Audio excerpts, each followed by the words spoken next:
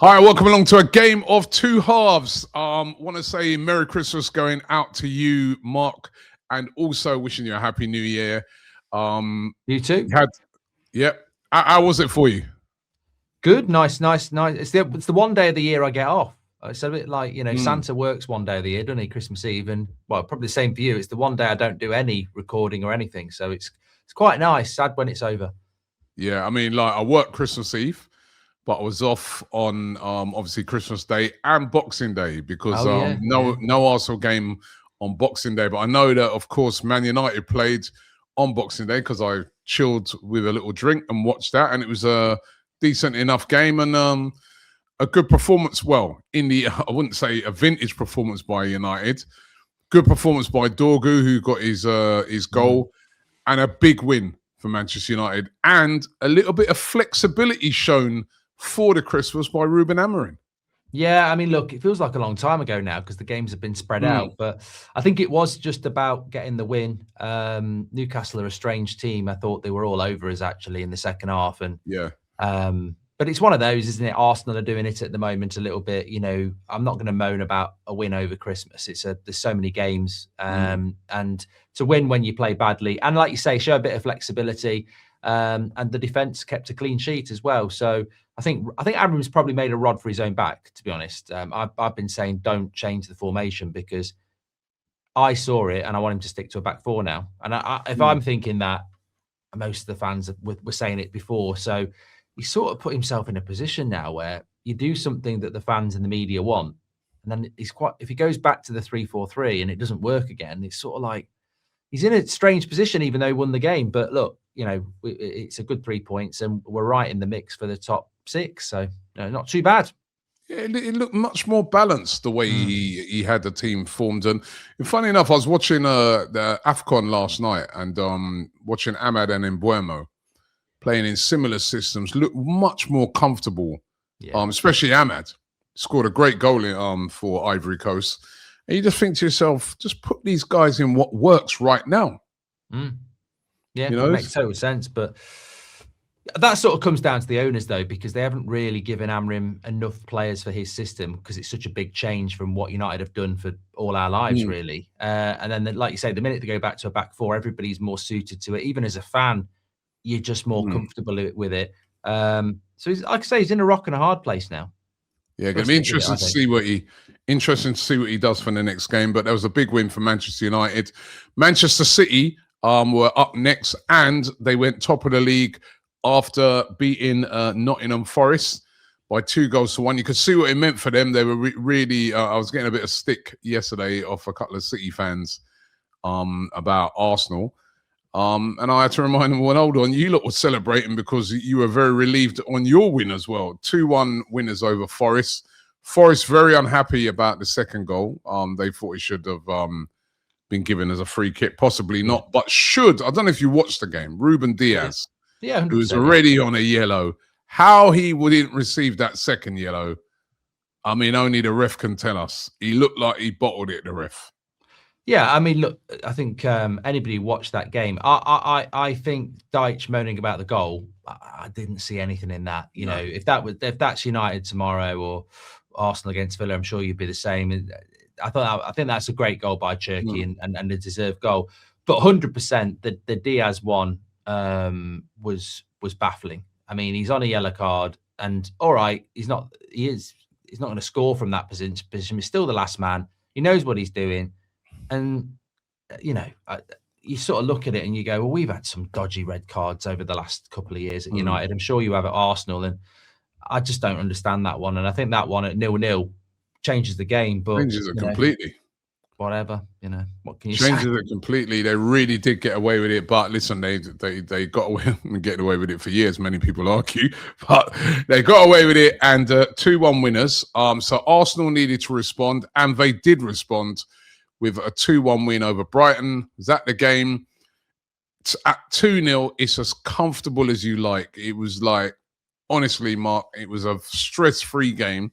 Then out of nowhere, Brighton get a goal back, and then it's game on. And then David Raya has to pull off an unbelievable save to keep it at 2-1. And even then, Arsenal had chances after that to score. they created over 20 odd shots, Arsenal, in the game. They got to start getting more clinical. Yeah, I mean, I think Martinelli missed one, didn't he? Even Gyökeres in the first couple of minutes.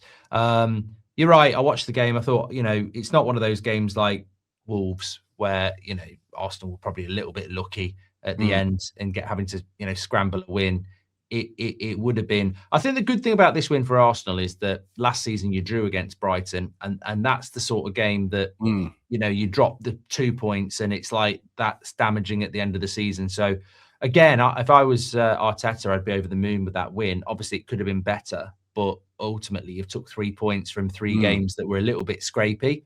So got to take the points and move on. And fair play to Brighton. The last 20 minutes they sort of had a go, but they play so open. I enjoyed the game because Arsenal normally play teams that come and part the bus, and Brighton and Bournemouth never do. So it made it a much better game to watch. And I think Arsenal deserved the points. It would have been a shock if Brighton had got a draw, but it still took an incredible save by Raya to make sure it happened. Unbelievable save. And then the other team that now we got to start saying they're in the title race, and that's Aston Villa, right? A very impressive 2-1 win away at Chelsea. Again, this is another result you would never have seen coming if you watched only the first half. It looked like Chelsea were going to win it. Villa have been doing this a lot recently. They did it against Manchester United the other day, and they've done it again. It's super clinical. 2-1 winners over Chelsea, a very difficult place to go to. And still 3 points off the top. That was very impressive in the end. I thought Chelsea was so good for an hour. But then when you think back about it, they were good without creating chances to kill the game off. I mean, the goal was rubbish. I mean, I said at the time, fair play to Chelsea, but that goal's crap.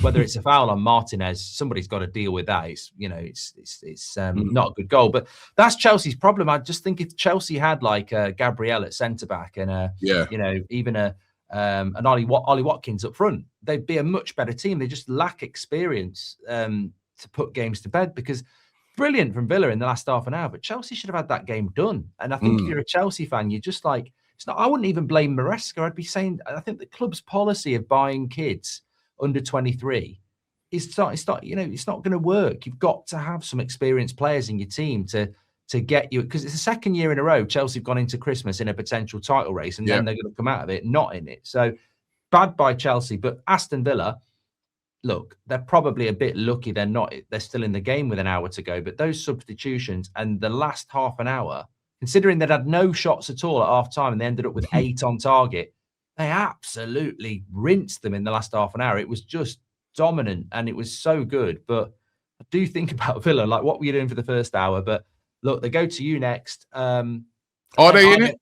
No, they're not in a title race. I just think every win they get is firming up the chances. Like, they're winning in the Champions League. They're winning.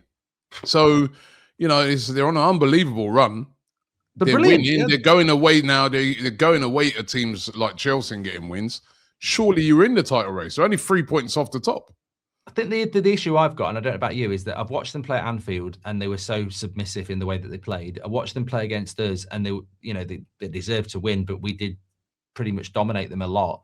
And then that first hour against Chelsea, and I'm just sort of like, surely you can't win a league by, I watch Arsenal and Man City and they're more dominant. But look, I'd love Villa to stay in it, and I think they will be up for you tomorrow night, because Emery doesn't like Arsenal, does he? And he's already beat you once. But I don't think they'll be in it. But I think as long as they can stay in it, it just makes it more interesting. They'll answer a lot of questions when they come to the Emirates. That's going to be a really, really big game. Liverpool back on track as well, even though, again, Wolves, giving them problems. Wolves, again, at the end, could have had an equaliser in that game. But Liverpool winning 2-1, and Wirtz finally getting a goal. Yeah, I mean, look, I think I was surprised. I didn't watch that game, but I was surprised because, you'd think Wolves are so bad, you'd think Liverpool would deal with them. But then again, I presume Wolves probably, I don't know, did they set up like they did against you? They seem to be creating a lot of chances. I just think Liverpool lack confidence at the moment, and they've got a difficult game against Leeds this week. I mean, I don't think that's going to be easy at all. But big 3 points for Liverpool. I think that's all you can say. And Wirtz got his first goal. Yeah, West Ham in a lot of trouble now, losing 1-0 against Fulham. Jimenez right at the end, but West Ham now are starting to look in deep, deep trouble. Burnley as well, drawing 0-0 with Everton, so they're still in trouble. But one team, there's two teams there. Brentford, unbelievable season they're having so far, beating Bournemouth by 4-1. What's happened to Bournemouth? They've fallen off a cliff, and they're probably going to lose Semenya as well. I mean, what's happened to them?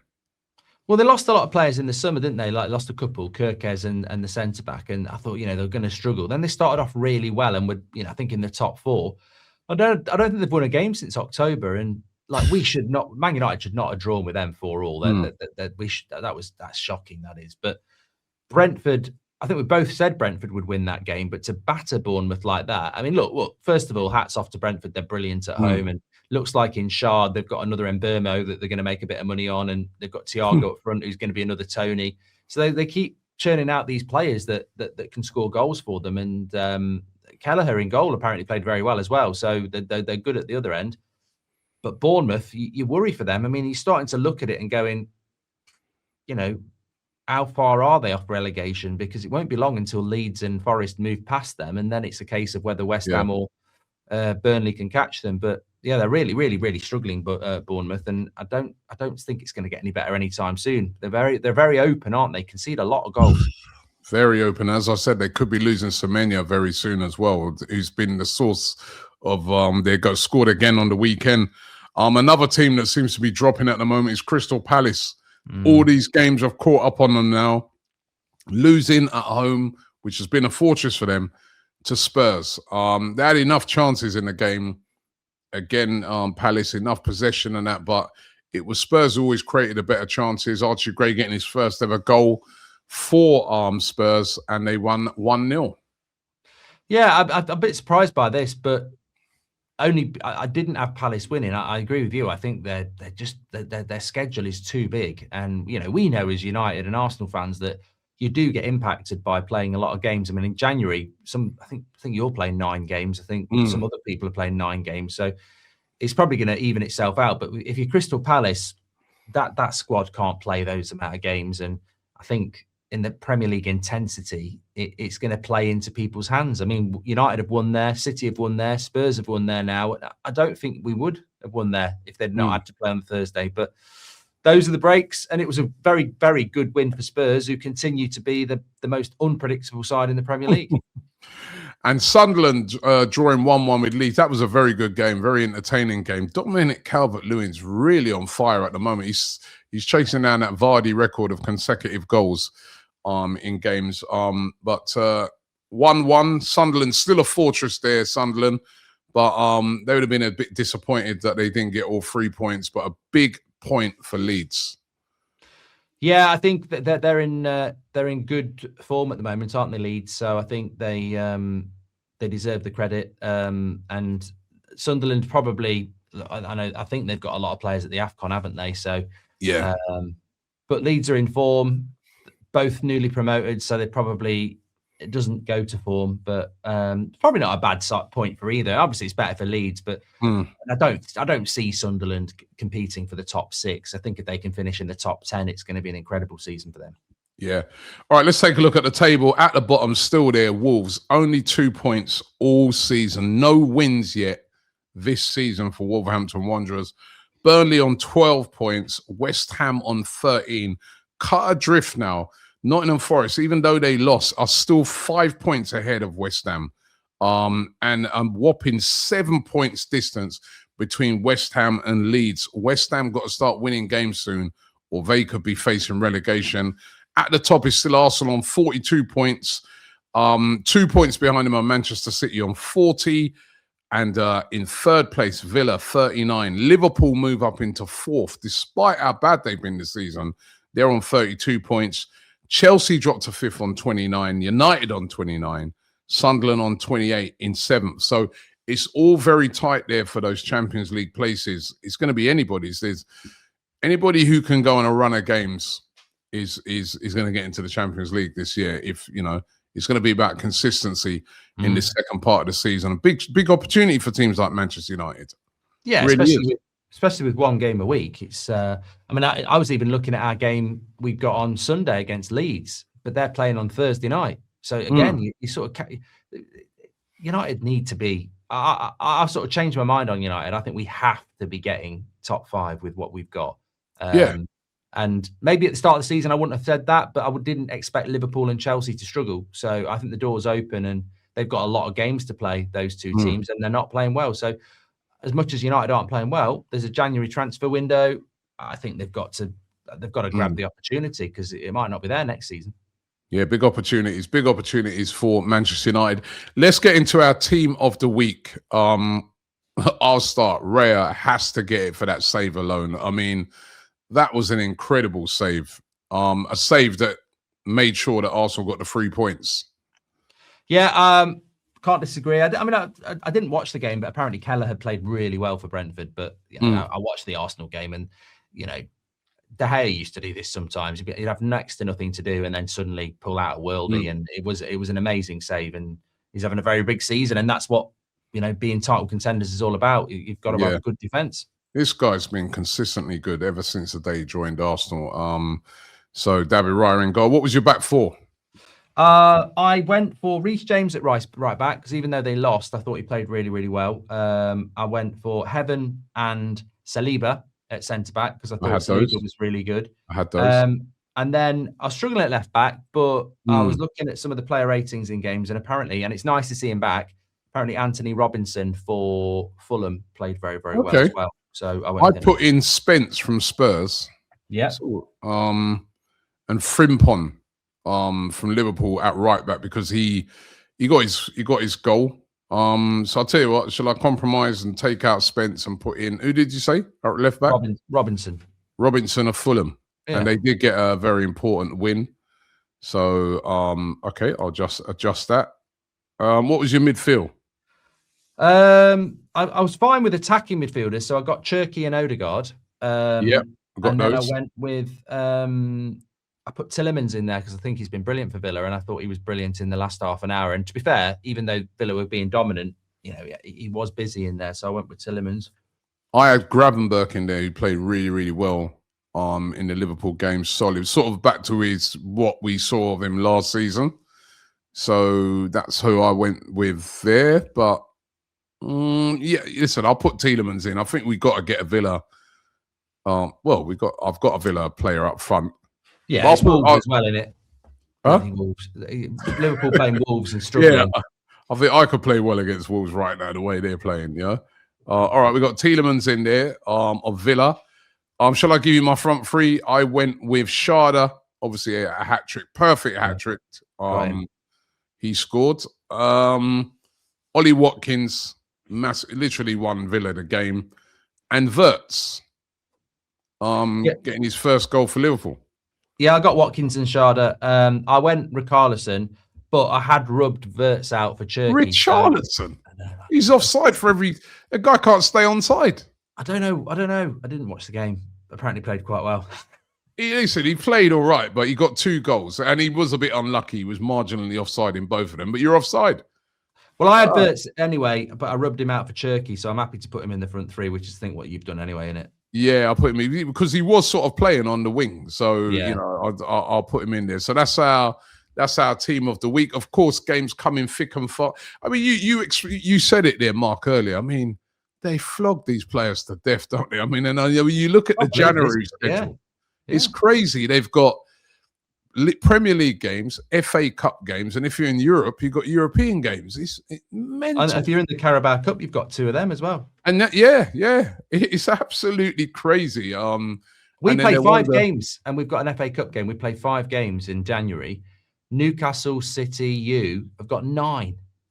Plus, we've got this period where you basically play 4 games in a week and a half, which I like, but it's, I think this. Meanwhile, those teams in Spain and have got their feet up all over, and German teams all over the Christmas period. Then these teams just look fresher when it comes to later on in the season. Same with some of their country teams. So they really got to look at this. I mean, it's getting a bit ridiculous. I think it's the addition of those 2 Champions League games now in January. They really are. There's nothing on player welfare now. It's all about the money, isn't it? Well, this is why you've got to have big squads like Arsenal, isn't it? Because you look at what it's doing to Palace. it will kill your season. It's incredible. I mean, I don't even know. I mean, it's probably intelligent of City to go for Semenyo actually, because I don't really think City have got loads of options. Although they've got Rodri coming back now as well. But look, it's going to make it interesting. I don't think Newcastle can deal with it. Yeah, I mean, Arsenal, like, you know, it was good to see Gabriel back at the weekend, but then went into that game, no Timber, no Calafiori. It'd be interesting to see what team they're able to put out against Villa. But listen, that's the show for today. Happy New Year to you, Marco. We're going to be doing a show over on Mark's channel, looking at the games. There's lots of games coming up over this busy period, so make sure you check that out as well. But this is the last show for the year of 2025 here, Game of Two Halves. We're really enjoying doing these shows here on DR and over on Mark's channel. So make sure you check it out. Subscribe to both channels, and a happy new year to you all. Happy New Year.